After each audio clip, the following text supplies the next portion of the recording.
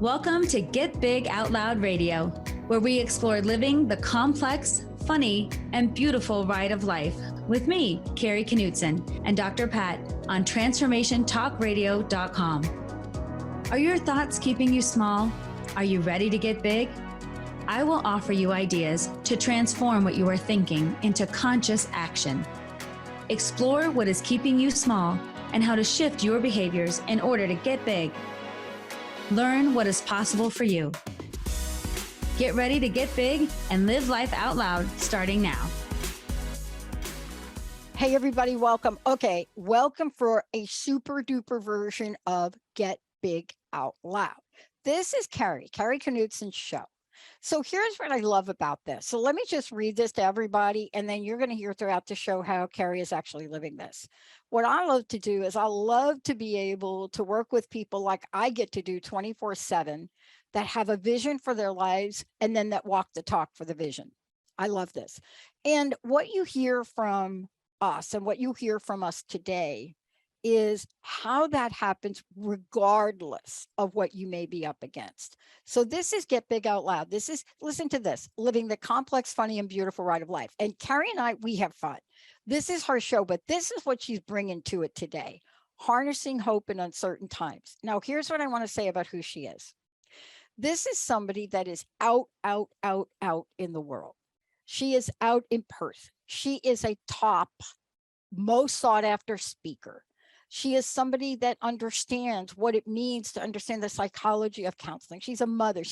I haven't heard her do this yet. Closet rapist, rap artist. But she's also that person that's the explorer. More than that, she has decided to study the ups, the downs, the inside outs of emotions. That is called emotional intelligence. So when you hear her speak, or you look at her extensive experience, or you work with her in her coaching program, or you want to improve, you are going to get somebody that understands what it's like to create this beautiful web to provide people what they need. Today, this is big because are you able to harness the hope that you need in uncertain times? Kari, this is a big one. I mean, were you like in my meditation with me the other day?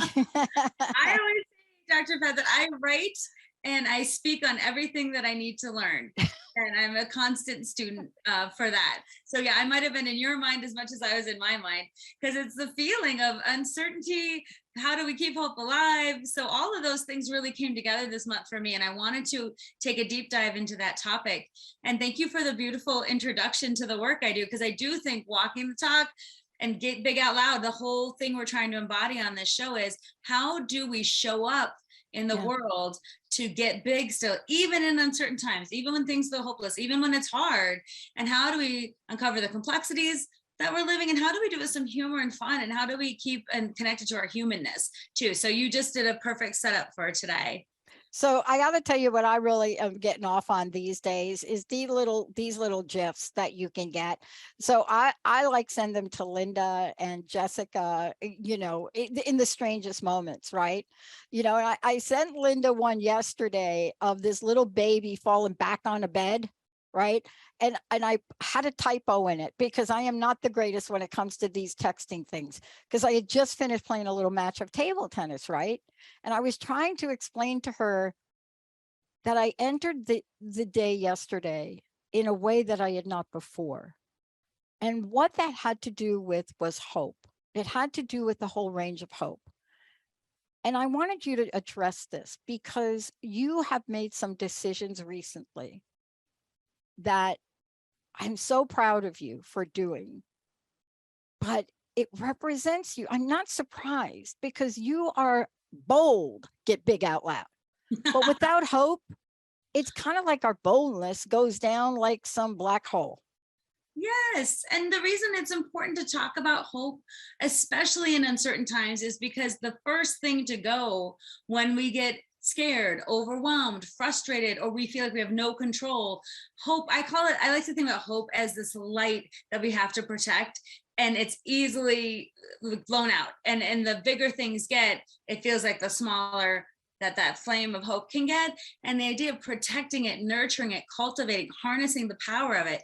It might be small at times, but it's mighty, especially in the face of change, uncertainty, chaos, and all the things, not only globally, because we can easily get swept up into that, but all of us are living very personal, having very personal experiences, living our lives that also, like when you think about the changes that we're facing as people on a global level, you can also say, well, I'm facing changes as a person who just turned 50, or who's making a life transition with my job, or who's trying new things, or who's having different kinds of losses. So I think, well, yes, we can also easily talk globally about things. This is really about to us as people, as humans, trying to get through our lives, as trying to manage things and go through changes, figuring out when things get chaotic or uncertain, how do we harness hope, and how do we utilize it to help us through these changes? So I want to talk about global things, but I also really want people listening to think about you as a person. Thank you. And how you are engaging in your life and the Yeah. complexities that you face as a human being.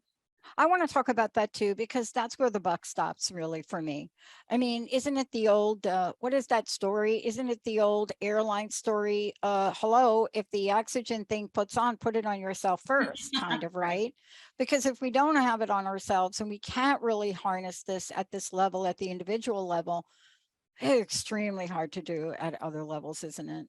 Yeah, totally. And it's interesting though, the instinct that we have to put the oxygen mask on everyone else first, or to help others first, is very important to think about. Our instinct to, especially I think we're culturally conditioned to put other people's first, and might be selfish to think about yourself in that way.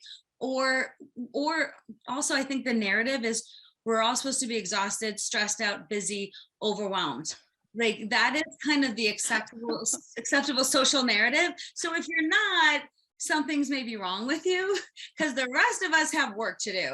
So I always think about, if someone said to you, hey, how are you doing? We usually say, oh, I'm busy, or you could say, I'm crazy busy if you want to amp it up. But very rarely do we hear someone say something like, you know what, I'm doing really well. I'm finding ways to foster some really good self-care practices. Like I got up today, had a great breakfast, had some time to really think about things. I'm enjoying a slower pace of life. I'm really connecting to what's important. If someone said that, you'd be like, must be nice, because the rest of us are busy, stressed, overwhelmed, and working our tails off. So there's no space, even if you're like, yeah, I'm doing really good. Sometimes we do want to say, oh yeah, I got it super rough out there. So we can relate to others, because the narrative is you better be stressed out, overwhelmed, and busy. Busy is a way sometimes to show our worthiness. I'm busy means I'm worthy. So again, we have to check in on those social narratives. And that's why it's hard to talk about slowing down, looking at things that are complex and having a longer time frame, finding ways that we do nurture ourselves so that we can show up to face the world, the day, our lives in whatever way. It's creating a different narrative around that can be difficult. Yeah, but see, this is not just something you talk about, and I alluded to that. This is something you live and breathe, and I am so glad you're bringing the conversation to this, because here's what we know: when we're in the energy of what you just described, there are other, for lack of a better word, there are other negative energies that cannot get in. Like if I'm in that energy you just described, I am not replaying over and over and over again. Okay, I'm just going to make a true confession. I was actually doing this before the show, so I caught myself. I am not playing over and over and over and over and over again Sinead O'Connor's Nothing Compares to You. See, I'm not doing that. I mean, I play music in my room, and I try not to make it loud, and I don't use my headsets because I live in the headsets. And I just caught myself before the show. I'm like, how many times did I hit the repeat button to listen to that silly can't cuss song? So are you making changes not to listen to it? Are you enlarging your music circle of things that enrich you or give you hope? I have like 4,000 songs on my song list, but I got caught in this morning. You see, if we're not aware of what you're talking about today, we can get caught in an old pattern. Yeah, I love that, Brigitte, the caught in your pattern. And I think those are those unconscious things that we get caught up into, the way we think, the way we believe, the way we act, what we're drawn to, what we accept. And sometimes it's really good to analyze that. And it's funny that you bring up a song, because I'm just thinking about sometimes how songs fit our mood, or like reinforce if we want to be mad.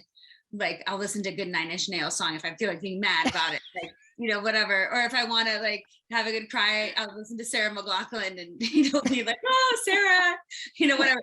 But sometimes we reinforce those things and we look for that and sometimes we need that. But it is good to look at, do some of our unconscious beliefs serve us?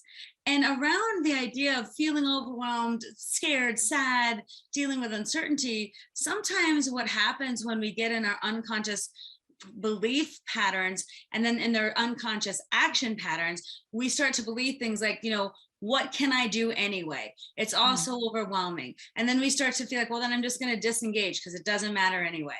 And then that gets reinforced by like, see, more bad stuff happens and I don't have any say in it, so I'm just going to let it go. Like it reinforces those kind of thoughts, and those behaviors get reinforced if we don't stop and really. There's a great quote that says, if you make the unconscious conscious, it's until you make the unconscious conscious, it will control your life and you will call it fate. And that's a Carl Jung quote. Until you make the unconscious conscious, it will control your life and you will call it fate. And I love thinking about that, because sometimes we do feel very fatalistic, like it's all written, there's nothing I can do, it's so overwhelming, or we can't see past the moment of our circumstance. We can't see past the pain, the suffering, the disappointment, the lack of understanding, the meanness, whatever it is. Sometimes in those moments we can't see past to what could be.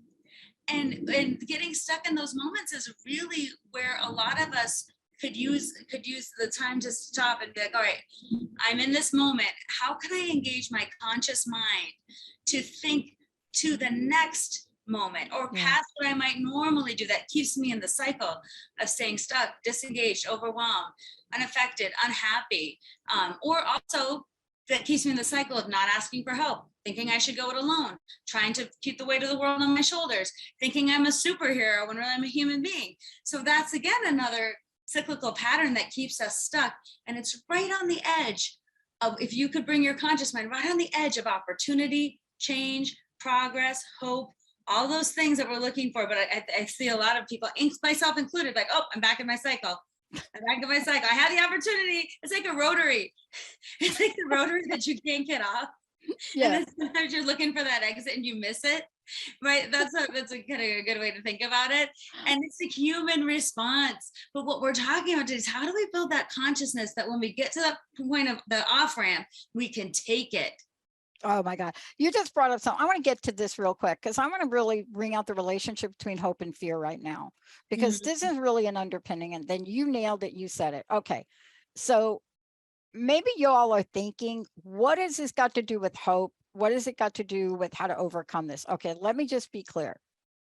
Why would I listen to a song like that over and over again? There are a couple of reasons, right?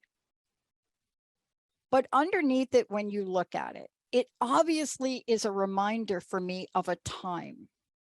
That song came out in 1990. And I had made a horrific mistake in my relationship, my long-term relationship. And I knew it. I knew that I was on a pathway that I didn't know how to reverse. I didn't know how to apologize. I didn't know how to bring back a 17-year relationship. Do you see? That song hit the airwaves. So now why am I listening to that song? Because since 1990, I have since resolved that relationship. I have since come to a place of fear and downtrodden to hope and inspiration. But we get caught in the cycle of an energy, and that is fear. And that role of fear plays a part, doesn't it? What does fear, what role does fear play? Because I love what you said. We have to be awakened and aware. We have to understand, like for me, I had to say, okay, are you going to really hit the repeat button now for 5 times on that song? No, I'm going to now play Titanium. But sometimes your human response. You go back to those places, you evoke feelings. Sometimes we're not quite done processing things yet, so we go back. But sometimes to me, it's amazing how broad our human experience can be, that we can hold two things to be true at the same time. I had a relationship in the past.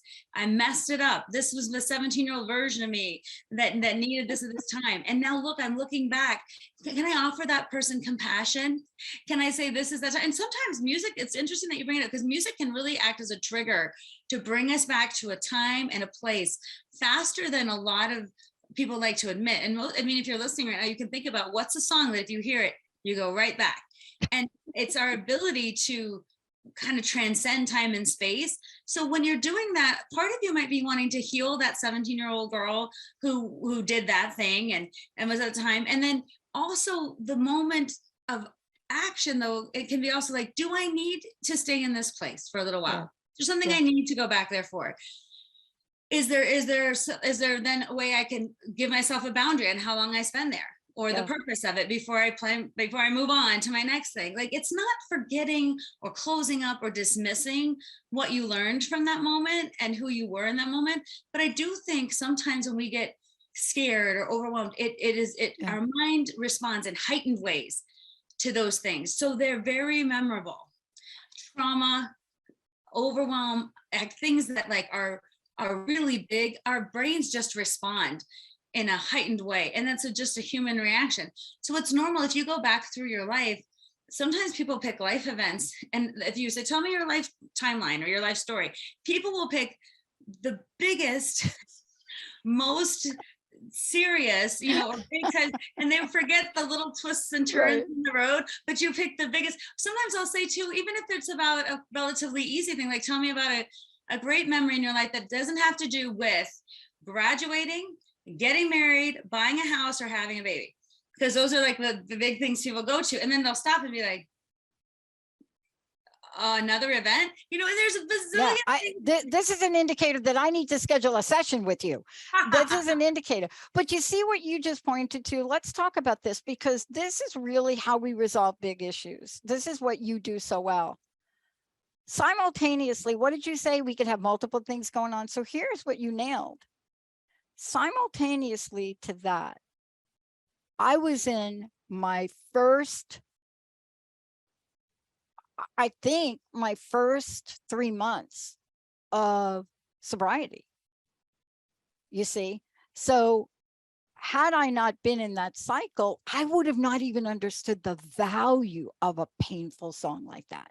Mm-hmm. Do you know what I mean? Yes. And so on July 29th, I celebrated 32 years. And so you see what you're really talking about is, maybe I wasn't attached so much to that outcome. Maybe I was attached for the tears of gratitude that I had for being that awake and aware.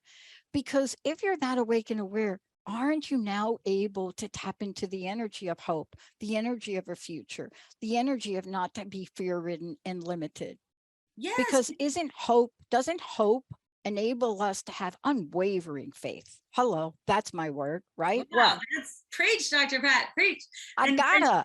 And also congratulations on being able not only to say I have 32 years of sobriety, but say I'm willing to talk about that as something that could turn people off, could let people judge you, could have a whole host of stories around that. But that's interesting, because that's something we want to talk about with like what diminishes hope, is the idea of like, I can't share who I am because I'll be judged. You're going to cancel me out. You're going to cancel me out. I don't share the same values as you or beliefs, or I've done something wrong and then I'm not worthy. So sometimes that plays into it. So you being able, and now look at, that's not a big deal to say, I'm 32 years sober. I did a lot of other things when I was not. I'm not proud of that, but look at me now. Like for some people, even saying I'm an alcoholic is huge. Right, they're still just thinking I might be. I might want to talk to someone about it, or that my life isn't going the way I want to because alcohol is a problem. Like some people are at different places on the journey, and so you're at a point where you can take for granted and say, "Yep, I'm 32 years sober," but that didn't happen overnight. It wasn't like one day you were drunk and an alcoholic and the next day you're like, I'm getting sober. Like it probably was a journey on the roundabout of experiences and things that were happening. And then there must have been a turning point. And again, sometimes turning points are big and flashy and they're like, this is the moment where it changed. But I think that for a lot of people, it's those quiet moments, it's those reflective moments, it's the point where your conscious mind says, I'm going to do something different. And it doesn't always start with a bang. Sometimes it starts with a tiny small decision, right? There's something I'm going to do that I can sustain, that's going to take me in another direction. But we tend not to focus on that. We focus on the loudest, busiest, most controversial things, and we don't take it down to the complexity of our experience. And I'll even say this, just to, I guess, juxtapose this. Sometimes when I talk to you about love, we talk about the manifestation of love and how it shows up. Very rarely does someone on there, like, let's say you're getting married and you say on this day, this is the day I'm declaring my love and I'm getting married to you, like in this ceremony. But a lot of times we get married in our hearts way before the ceremony, where our love comes up. And like, what day did you know you love somebody? A friend or a lover, right? Or a partner. What day did it happen and in what way? It probably wasn't like, hey, Dr. Pat, I loved you today. Today was the day I figured out. Like sometimes they're like, oh, the feeling evolved over time and then it's happened. But it's the small, quiet moments that happen in our hearts and our minds where then big decisions play out.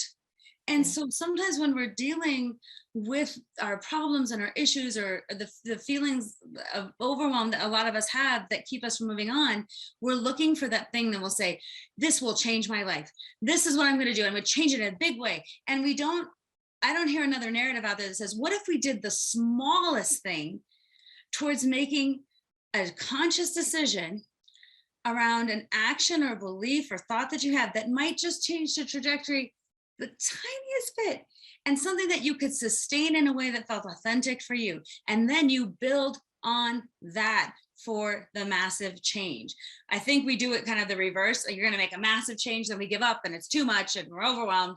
And so that kind of just wanted to bring that up as it's the tinier personal, internal decisions that we make rather than the loud, bold, public things that I think truly make a difference for us. Yeah. And let's talk about this because we are living in a time of uncertainty. And I had to may I talk about this to you? I had to make a conscious decision, not only about talking about addiction and recovery, but doing shows with other people. Ellen Stewart and I do a complete show. Susan Dene does a show on it. I have a network that openly invites people to come on and talk about addiction, alcoholism, drug use. We're going to have a channel. Now, I will tell you this. I follow the Marty Mann version of recovery as opposed to being silent about it. See, I don't think the founders of any of the 12-step programs ever meant or ever knew we would be in the digital age. The problem that people are having now stemming from fear and uncertainty, you nailed it. And what is the outcome? You and I did previous shows on this. We comfort ourselves. And it's not just alcohol and drugs, it's food. It's whatever gambling, holy moly, right? I mean, I passed the casino the other day going to play in the tournament and I'm like, oh my gosh, there's standing room only in the parking lot, right? Well, now, I'm not saying these things are bad. No, but you're speaking to the idea of numbing ourselves. That's right? what I'm talking about. What do we do when we're facing fear, overwhelmed, or inability to act? Like we feel hopeless, Kari. I mean, why would we do this? In your words, we've lost hope and we don't know how to get it back. And that's why I think what you do is so brilliant, because what you talked about just before 2 seconds ago is understanding the dynamic root cause nature of something. That's why I said to you, I think I have to have a session with you because I don't even know if I could answer those questions. But isn't this part of the topic for today? Yes. And with the harnessing the power of hope is so important, because when we lose it, and I often think losing hope is an interesting thing, because I feel like you can't, as a human being, it's like the pilot light. It might be small, but it's like, and we light it and we keep it going and we make sure, because it runs the systems of our humanness, right? The pilot light keeps the house going, and the pilot light of our soul is humanity, is our hope, right? In ourselves and humanity and other people. And so the idea of, I always think, like, maybe you can't see that hope is there, but it's still the ember, it's still there, and like protecting it, enriching it. What happens when we feel hopeless, helpless, overwhelmed, uncertain? That idea of numbing is such a human response. How can I not deal with this? It is too much for me. So I'm going to numb myself with anything. And you could literally pick anything. And people like to say, social media, and you can say, yeah, look at people though who like shop all the time, or look at people who gamble or eat or drink or whatever, anything to excess, things that could be comforting or fun or joyful, then become. And I even think, honestly, we numb ourselves with work. People who work all the time is a socially acceptable way of numbing ourselves. And again, connected with our worthiness. Well, at least I'm busy and working all the time, I'm needed and necessary and important. We're looking for ways to feel something. And we numb ourselves out because what I like to say is, in between the feeling of like losing hope and overwhelm is so much complexity. And we're not really taught to play the long game of like, I need time to figure this out. I need time to unravel this. I might need support to get from point A to point B. Also, I'm worth it. Again, the worthiness. And then how can hope help for the journey? Because when you have hope, you can wake up a little differently to face your day than when you don't. I love it. Listen, first of all, I'm excited about the newly revived hope you're creating and have created in your life. You're like my poster child. You have absolutely, Linda and I just talked about you the other day, and I might be able to share that with you in a minute. But you are the person now that has stepped out and said, I am really here to help people full time now. I am out in the world now. I'm coming out. I'm speaking out. I really feel my calling again. This is, I've heard you do this. You talked about it and then you did it. But this is part of what you do. I want to take a minute. You help people with everything we're talking about today and everything we've ever talked about. But most importantly, I want folks to know how they can connect with you and get a hold of you. What is the best way for people to really see all of the things you are now stepping back out into the world doing again, but also the work that you do that you can help them? Yes, thank you for that setup. So really I'm a therapist by training. And a few years ago, I was sitting in my office and I'm like, there's so many things around psychology that could be helpful, that people, I could reach so many more people than if I waited for them to come in my office. Could I come out? So I talk about what I do is taking psychology off the couch and bringing it to the people. And the idea too of psychology has to be for something that's wrong with you, or it has to be mysterious, or there has to be a lot of clinical words involved in a diagnosis. I want to take that out too, because I think applied psychology can help us in all sorts of ways. So the idea of everything that I do, no matter if it's talk about emotional intelligence or customer service or authentic leadership, it's about how we use our minds in conscious ways to connect with people, solve problems, feel better, be more effective, connect in ways that are meaningful and important. And that I truly believe that all of us are meant to do some really important work. Yep. And we can't do the work if we're shackled by fear, overwhelm, imposter syndrome, guilt, the past. And I feel like it just makes us small. So the whole idea of get big is how can we bust through those things to show up, because the world needs what you have to offer. It's desperate for it. So everything that I do, training, consulting, coaching, my show, anything like that is around the basic idea of like how can we show up and use psychology to make our lives better. I love this. We're going to take a short break because here's what we're going to do when we come back. Are you ready for this, everybody? I'm going to give you another piece to the sobriety story, and it's not going to be what you think, but it has to do with what Kari's getting ready to talk about. Passive hope and active hope. Do you know those are like a thing? Do you know those are a thing? What gets in the way of hope? What is a hope buster? Like a crust buster, like crust busting. What is a hope buster? There are those. And is it possible for you to be able to figure it out yourself? Now, I will tell you this. That wasn't my case. But why did I stay with this idea to clean up my life? Why did I do that? And why was it more than just that? I was changing a legacy, a mom that was an alcoholic and a drug addict when she had me, committed suicide when I was 6, buried all my sisters, including my birth sister, my stepmom. What was it that was up in my face? What was it?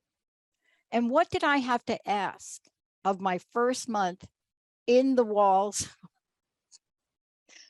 in the chairs of Alcoholics Anonymous? What did I have to say to my male sponsor? And what did he do for me to keep me in the game? It's all about hope. Wait till you hear what he did.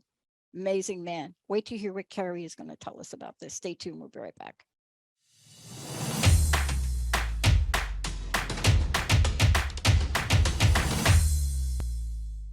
Hey, everybody. Welcome back. I got to tell you, if you have not met Kari Knutson, if you have not connected with her, you got to call her. You got to email her, because this is not just a conversation.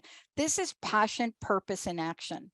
If you go back and you listen to some of the shows we've already done, honestly, I am hoping that she sits down with me and we take these past shows and we write a book for her and we get her a book agent, because this is somebody that doesn't just talk about it. Liz, give out your website again, because this is how people can get a hold of you, right? I want to make sure they know how to reach you. Yeah, totally. It's Knutson Speaks, and everything I do is under Knutson Speaks, and that's Knutson Speaks, SPEAKS.com. Knutson Speaks social media, my website. That's how you can find me and connect with me for anything. And also, I like just to mention that all my stuff isn't like out of the box. Everything I do is customized. I like to work with people in different ways, teams, groups, individuals, keynotes, breakout sessions, like any kind of things. Like, I love to really customize the work I do to the need that people have and the outcome that they want. Yeah. And you walk the talk. Yeah. Okay, here's the short answer to the story. I was very fortunate, and I don't want to go into the whole backstory, because the reason I got a male sponsor is because I had shaved my head, Sinead O'Connor, had a hoodie on, was directed to go to a room. I went to the wrong room. I went to the men's meeting, had a hoodie on, didn't understand it was a men's meeting. And as I was walking out the door with my hoodie, no makeup, because I had just been physically abused from a relationship I was in. So I was black and blue, and people say, really, you, Pat? Yeah, me. But here's the deal. The guy grabbed 3 of us walking out. We all sat in the back, myself and 2 other guys. And he said, you, and you, I'm your sponsor. Big, hairy guy. Now, I was so scared. I pretended to be a man boy, because I look like a man boy, for weeks, thinking he didn't know, right? Because you're not supposed to have men. But here's the thing. He knew I wasn't going to buy into it. He knew it. And what he did is he gave me something called the 9-step promises. Now, here's what I want to say to all of you, whether you're in the rooms of AA or not. He gave them to me and he said, you need to memorize these. And I looked at him and I said, seriously? How about the other 2 guys? Here we were. It was me, my Muslim buddy, and my Jewish guy buddy. All of us working with this guy. We went on field trips, but the promises are this. I'm going to just read you 2 of them. There are 12. This changed my life. This kept me coming. If we are painstaking about this phase of our development, we will be amazed before we're halfway through. We're going to know a new freedom and a new happiness. We will not regret the past nor shut the door on it. We'll comprehend the word serenity and we will know peace. No matter how far down the scale we have gone, we will see how our experience can benefit others. That feeling of uselessness and self-pity will disappear. We will lose self-interest in selfish things and gain interest in our fellows. Self-seeking will slip away. Our whole attitude and outlook upon life will change. Fear of people and economic insecurity will leave us. We will intuitively know how to handle situations which used to baffle us. We will suddenly realize that God is doing for us what we could not do for ourselves. Are these extravagant promises? We think not. They are being fulfilled among us, sometimes quickly, sometimes slowly. They will always materialize if we work them. these are what saved my life. And if you can't tell me that these aren't about hope, I don't know what is, Kari. Oh my gosh, so powerful. So powerful. Where can people find those? Just Google AA promises, 9-step promises. Okay. Because what you're speaking to there, like, it's very emotional. It's emotional, it's powerful. But the thing that I'm tying into with that is the idea of hope, because you have a chance, you can be forgiven, you can move past. So I think the idea of when we give up on ourselves and we lose hope, the message of like, don't lose hope, you're redeemable, there's something in you, life's worth living, you're possible, and life's not worth just living because life, you need to be a part of it. You're needed, you're important, you're necessary, your contributions count, you're not worthless. And again, that worthiness piece of like, am I worth getting better? Am I worth trying? Am I worth, also, I think that brings up a good point too, like, so many people come from really hard situations. And again, you just rattled that off of like, well, this is all the bad things that happen. That's like how we do that is our story, but you lived your story. You lived it. So now with time and distance, it's easy to say, well, my mom was an addict, died at 6, my sister, like you tell it like a story. But if you go back in time, the person who lived that story, it was a longer amount of time. It took a lot to handle it. And no wonder you kind of ended up where you did, given the circumstances. So when you think about your roundabout and the things that caused you to stay on there, and you're saying the moment wasn't with a loud bang, it was maybe that quiet moment. The guy said, here, read this, listen to this. And maybe even if you go back, it was you deciding to show up.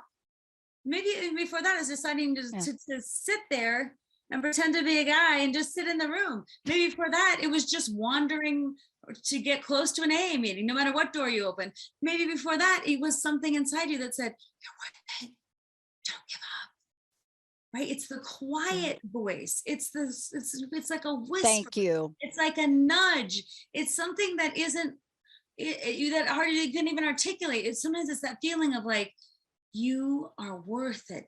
Keep your hope. Let's find a way to light that up again. Let's get in a place where we can get supported. But it's, again, it's those small, kind of what we think of insignificant moments that are momentous because they were the point of shift, a small shift where you said to yourself, not necessarily somebody else, like you said to yourself, I am worth it. I'm going to figure something else out. It might be messy. It might not look good. I might have a lot of judgment that comes with it, but there's something in you, Dr. Pat, in that moment that got yourself there. And then something in you that kept yourself there, and something in you that allowed you to listen and learn and grow. And now you tell it like, this happened, this happened, this happened. But if I go back to the Dr. Pat of the moment, that'd be a very different story. Look, right?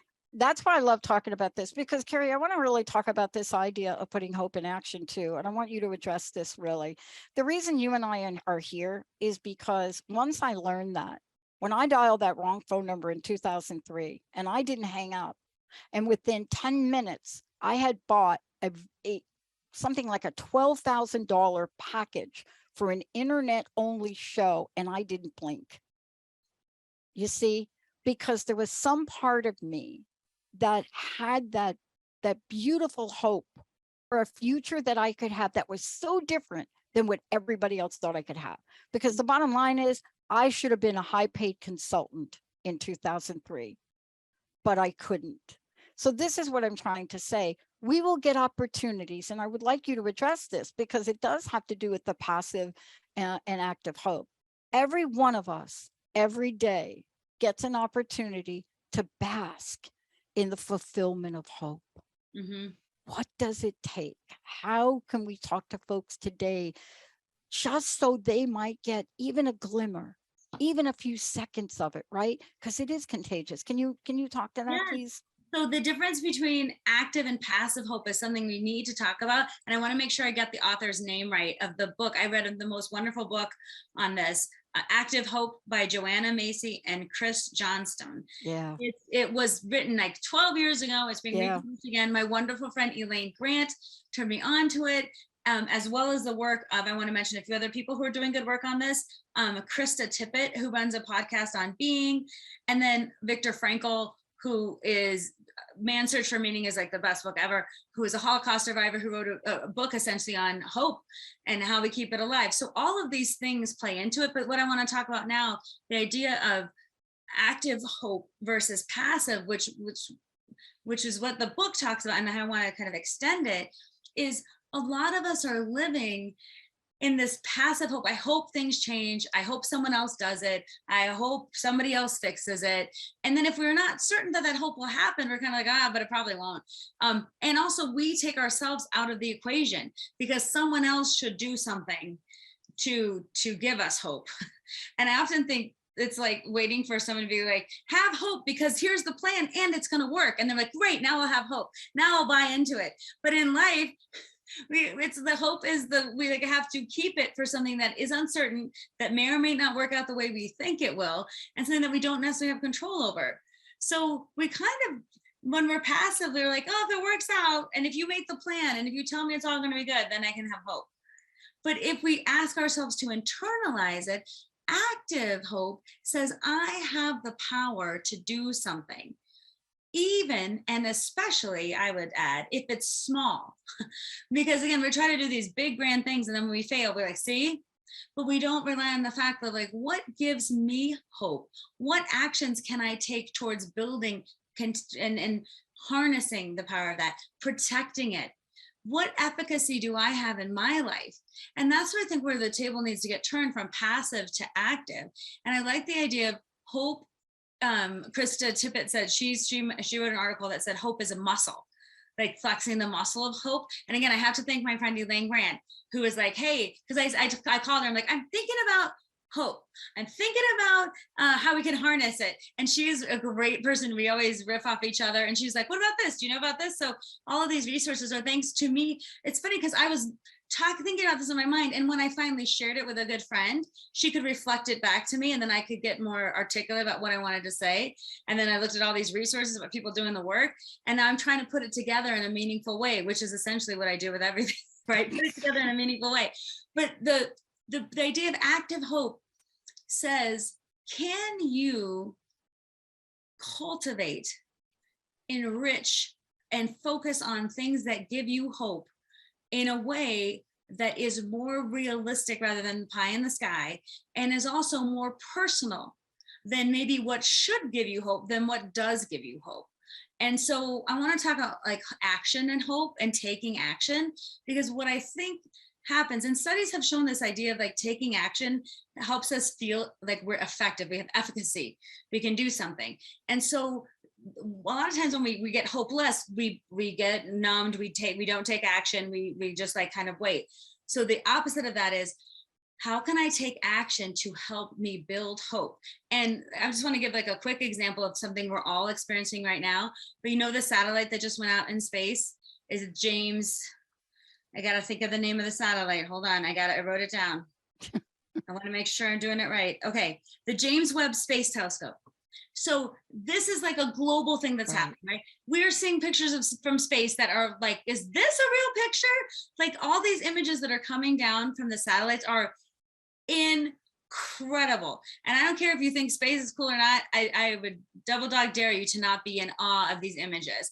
And so this telescope is sending back these images. And what I feel like it's doing, the people that worked on that, when they started it, I'm sure hope be like, it had to start as a whisper. Someone saying, you know what? I think we could build a telescope that we could launch really far into the universe that could send back high resolution pictures. And then I'm sure the people are like, that can never happen. And what do you think that will cost too much? And who do you think you are? Do you even have the right degree for that? How do you get the funding? And then you kill it. You kill the dream before the little flicker of hope, right? And so I'm wowed by the people that stayed in the room to be like, yes, we can. And we're going to try. And you know what everyone's experiencing now is the result of amazing effort, yes, trial and error, lots of time, things that weren't pretty, times when it wasn't going to work. And nobody wants to say that. They all want to look at the result. And that's what we get trapped in. Like, was the result good? Yay, I'm for it. But no one wants to be in the work of the messy, long nights, not pretty, failing. But what kept that team going to make that telescope work was hope.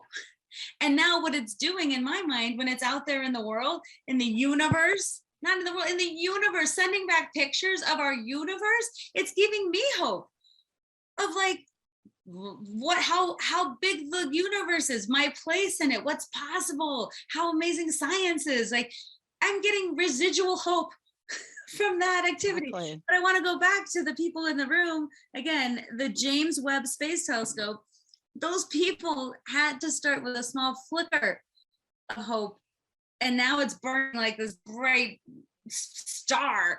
But that's just one example I want to give. So that's on a global level of those people taking action. And then on a personal level, I want to give a little example of, so for me, a few months ago, one of my daughters was in an elementary school.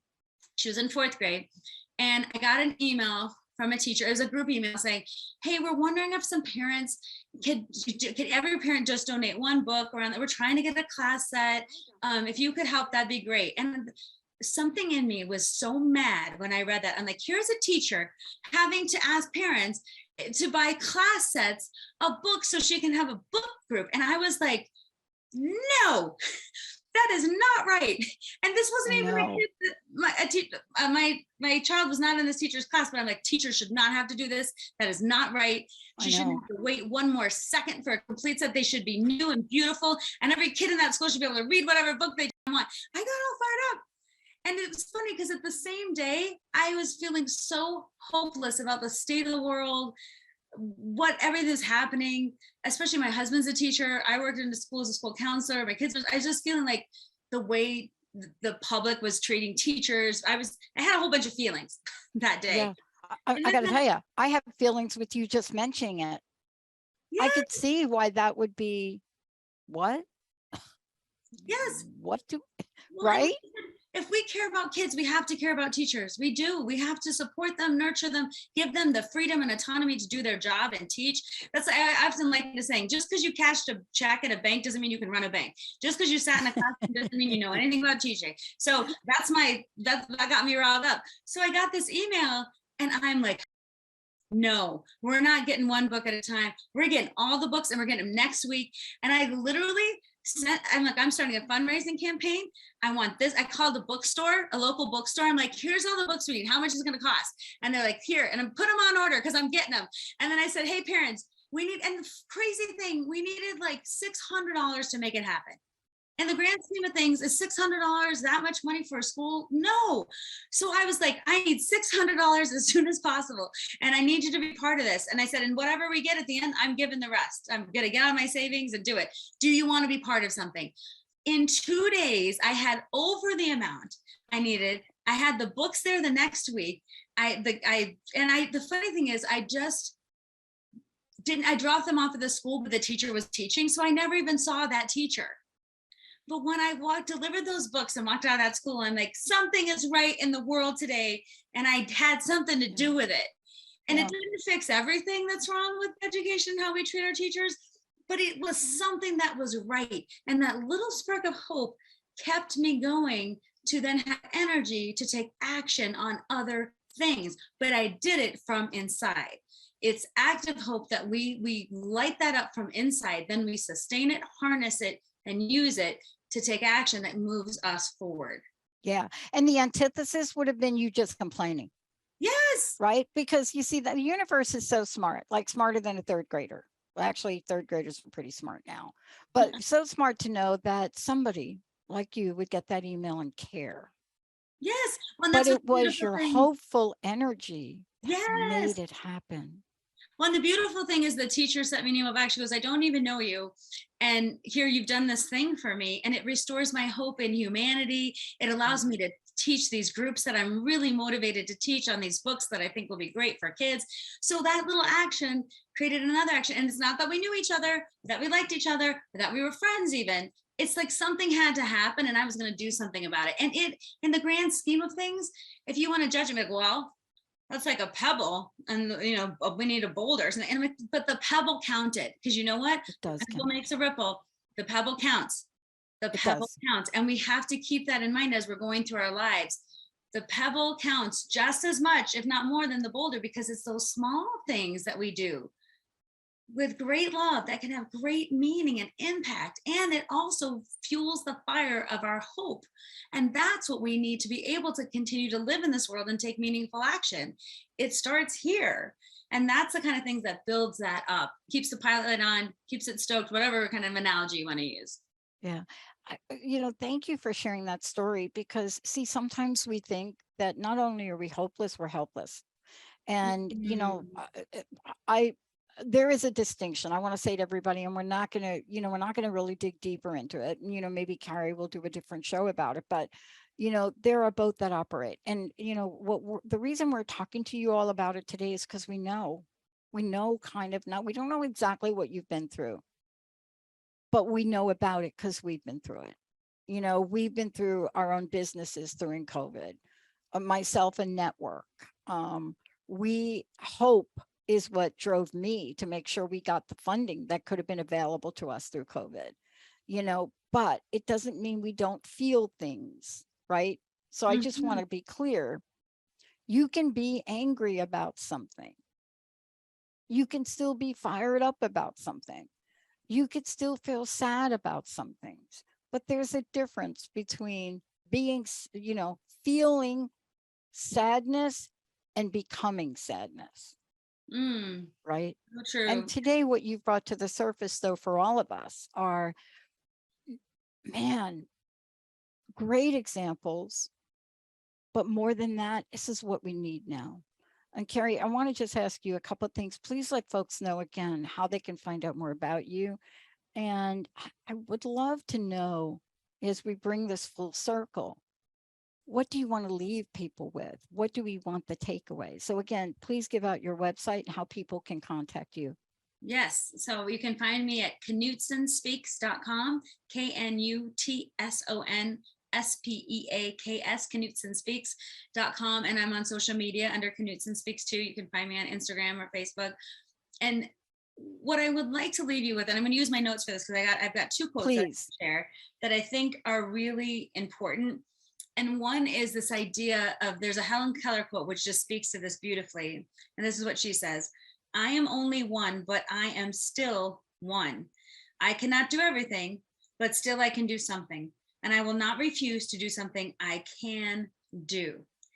And that is the power of the person and the moment and the belief, all wrapped up into this quote, because I love it. I can't do everything, but I will not refuse to do something that I can do. And I can do. If you have that hope, then there's still belief that you can do that.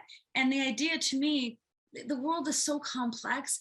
Don't reduce it to a soundbite. Don't reduce it to a Republican, Democrat, pro or con or whatever. Like we have to be more willing of ourselves to engage in the complexity of ourselves and our experiences and other people in order to have hope. Because again, that whole idea of shutting down, cancel culture, it's too much, it's not happening fast enough. Can we broaden our kind of perspective on what it's going to take to keep hope alive and have hope? And a lot of times too, when we know our why in the world and what we're about, and we have some belief in our worthiness, it's easier to have hope despite all the circumstances. So I do think, coming from a place of I'm worthy, my contributions are worthy, I have something to give, even if I've been told otherwise, maybe by society, by my family, by whoever, I am got something going on here. I'm worthy, and I can have hope that I can do that. And the last quote I just want to share related to that is a beautiful quote by Viktor Frankl. Those who have a why to live can bear almost any how. Those who have a why to live can bear almost anyhow. What's your why? Connect it with your hope. Talk about it, think about it, make tiny changes, and don't give it up, because that's to me the when we lose our humanity. Don't give it up. Find a way to keep it strong, protect it, and then harness it to do the things you were meant to do in this world. That's what I want to say. And for those of you that don't know who Viktor Frankl is, please go ahead and look at Viktor Frankl.